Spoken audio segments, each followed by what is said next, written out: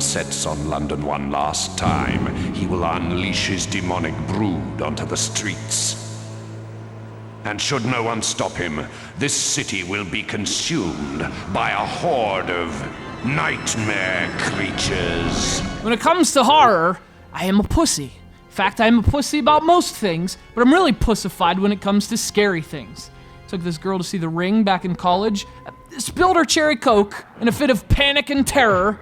Needless to say, no second date. Her loss.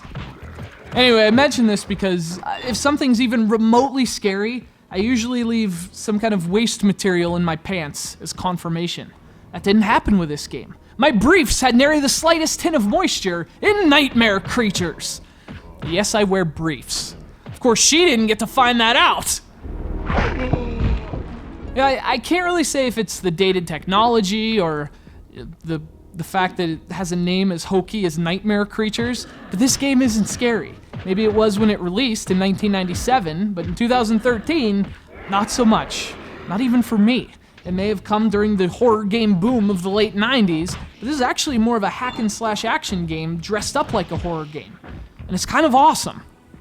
The game starts off with a really cool premise. It's 1834, and London is once again burning down. If you're familiar with the Great Fire of London, or the Hell song, Plague and Fire, you have good taste in music. That and you know your history. Nightmare Creatures reignites the streets of London and fills it full of nightmare creatures. Choose between a priest or a busty gymnast in red spandex.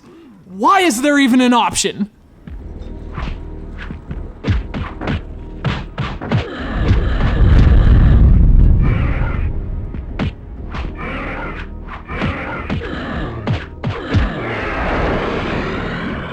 So yeah, this thing is certainly dated, and we'll get to that in a bit, but you know, the game does what it can with what it has. Nightmare Creatures looks really nice, given its age and platform. The streets are covered in fog, rats scurry past your feet, bridges are crumbling.